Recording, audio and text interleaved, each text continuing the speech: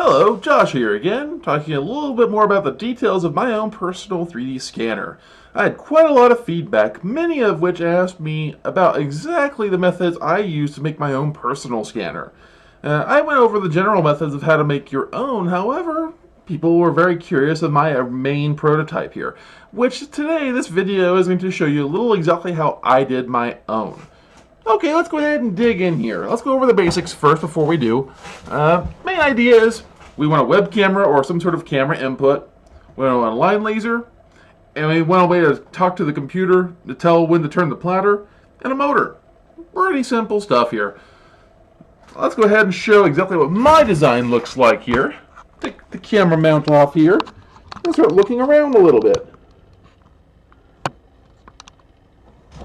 Okay. First off here is this nice motor. As you can see here, it is a 5-pin stepper motor. You can see that by doing that here. What they did is they took a 6-pin stepper motor. As you can see, the 6 pads, and you pair together the middle two on a 6-pin stepper motor. This specific one is an M35SP-7N as in network. It's a Mitsumi. It was ripped out of some sort of OFX printer feed motor. Works pretty well. Let's take a look a little further here what's going on over in this angle. As you can see, this is the whole fixture that came with this. This is a pretty nice little thing. A little mount there. It has a gear pulley already. 2 little gears that gear down things really nicely.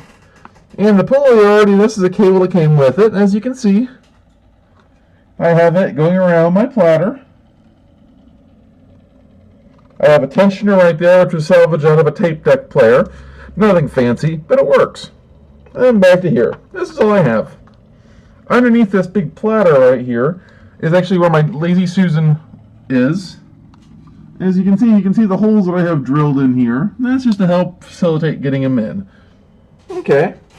Next thing I have is junky web camera. This is actually what I'm still using with my project. As you can see, it's on the mount right here. It's a iToy PlayStation 2. Now, remember I told you before that I figured out the math behind how to calibrate for any arbitrary camera angle, and that most projects were from the same plane as the disc? Take a look here on my circuit board. It is residing in the plane that I needed to be initially. So I figured, I'll put it up here. And then I put it up here on this platform right here along with my laser. It's too close for this camera because this camera's junk. So I built a nice little flange right there and put it out over here. Kind of rickety. Hey, but it gets the job done. So this is where my camera, this plugs in. This is USB, plugs right into the computer. Nothing fancy.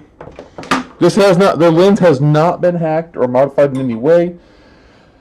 So that's that. I'm going to have to fold it back up here and look a little further. Okay, the circuit board itself is completely explained on GitHub. And you can see the exact schematics.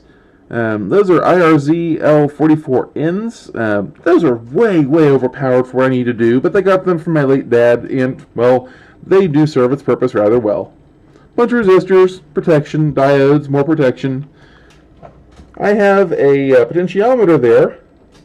Potentiometer is actually software controlled, and all it's doing is feeding onto the analog 0 line on the Arduino. And the sketch on the Arduino, all it does is it changes the intensity of the laser. Eventually I went to software controlled, but right now it's on a knob. Easiest to work with, it works. Now, the laser is the curious part.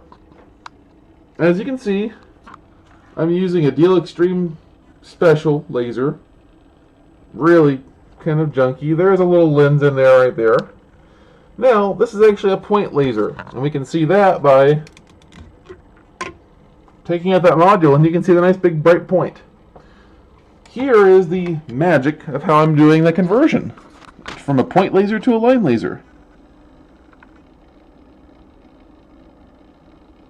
As you can see, it's Legos. Now, how is it working? 2 chairs holding these little circular Legos. In the center here is actually glass beading rod. If you ever make your own glass beads, this is the clear glass that you use to make it. And all I did was take a little hacksaw and chopped off 2 little pieces, or a piece on each end. And when the laser shines through it, it sends out a line. Of course, with this setup here, it's very finicky and fiddly. Now, eventually, I will have this set up, so I'll be using this instead, which is actually a proper line laser. But right now, I don't have that. I could probably switch the lenses out, but I really don't want to mess with that right now. This is what I currently have. Position here a little bit.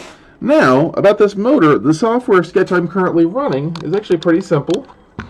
Go ahead and get my camera out here. Let's find something that is easy to tell the difference in turning. Let's see here. What can I use? This wonderful chalice that my fiance made a long time ago. Let's put that in here. Okay. Now, I am going to open up my serial port on the Arduino. And the sketch that I have on there, it's very, very simple. If you type a capital F, it goes forward a step. And I'm sorry, I should specify the step is defined in the Arduino. It actually is, I believe, 48 steps on the separate motor is one step command. So we're going to do, we'll give it 5 forwards. Okay, we can see here, I can also do reverses. So I can give it nice lines of commands here.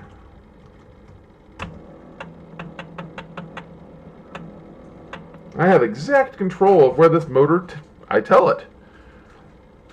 Like I said, it's all in the Arduino code. Really simple to read. Now, really basic idea. Let me go ahead and get out of here so I can see my own feedback there. Now, what's going on here? Really pretty darn simple. How am I doing all the math to get 3D out of, well, junk? Basic idea is I'm tuning, the laser itself is not a line laser. That's what we call it. It's actually a plane. When it sends out the laser, it sends out a plane in an arc. So however many degrees that arc is, and that degree to arc is actually a complete sheet of laser. And whatever intersects with that plane, it then shows up. And nothing past it shows up. Obviously, you can't go through physical matter. You know, if it was an X-ray laser, maybe it's a little different story, but we're dealing with a good old red laser. Now, we have this. Now, we turn this. By definition, we're sending that laser line, it's going to be completely vertical. So it's going to be completely straight up, as straight as we can visually see. Now, the center, we're going to send that laser line, or the laser plane, that it also intersects through the center of the platform. And by definition, that center of that platform is what we call the origin. It's 0, 0, 0. Now, we rotate around this thing, and this is our plane. And that's how we're doing it here. Now, here's the trick about this. We know that anything in negative Z is garbage data. Throw it away. Get rid of it. We don't want it. But anything that we see, we have to translate between a camera's picture of X and Y to XYZ coordinates. Now, there's a lot of long-winded explanations and a lot of PDFs and such that you can get the documentation elsewhere. I've tried going through them, and they don't make sense because their calculations aren't consistent with any camera angle. They're always assuming let's view from the same plane as the dish, as the platter. As you can see in my project, that's not always the case. So we have to do a little bit different math here. We know that all the points must reside on this plane, on this laser plane here. But how do we get it? How do we get the data? Well, it turns out if you actually, let's go ahead and look a little differently back at this. Now, back here.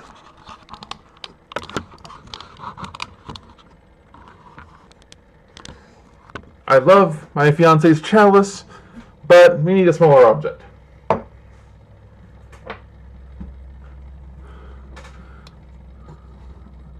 Lip gloss, it is. Very, very bright.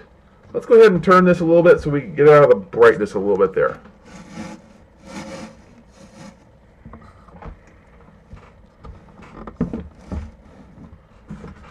I'm going to go turn off the overhead light here, and hopefully it'll reduce the glare. And it does. Awesome. Okay, so what we have here, we see the vertical line in the back here, and we also see this diagonal line. Now, the trick behind this is we know that this has to be on that plane because it's by definition on the plane. Give me a second here. Sorry about the view changing again there. Now, here's the trick I found. Vertical doesn't change. Vertical is always going to be Z. Doesn't matter. Z is Z. Z is always up. But if we calculate it via the camera's only counts in X and Y in terms of the picture. We have to somehow translate the X and Y to X, Y, Z in three-dimensional space. Well, first off, we can do X and Y fairly simply. X and Y is a default the camera angle as that platter is turning. So it's the sine of X and the cosine of Y. At 0 degrees, sine of 0 is 0. The cosine of 0 is 1. And that gives us the appropriate data that we can modify, then the coordinate appropriate. So we take the sine X times whatever that point, cosine of Y times whatever that point. Z is always going to be that vertical. We can handle that pretty easily. Now, the trick here is, when you look at the camera graph, what you need is the Z for the vertical. This is your y-intercept. The diagonal is considered your x-intercept. And if you change, instead of considering x as your horizontal left and right coordinate and y as your vertical component, consider x as your diagonal component, and then y as your vertical, and then you can translate to three-dimensional space. That is how the trick goes on this. And that's how I figured out. The key here is algorithmically figuring out the center, algorithmically figuring out the slope of this line in reference to vertical. And if you can figure those two out, you can calculate for any object on that platter, and the angle will be different for every camera. So that means that I can have this camera right here I'm using, my Sony PS2i toy up here I'm using, and all of these will add to my point cloud on whatever object there is, and not just sit there and be done. They can add, and that's how it all works. Let me pull the camera back here.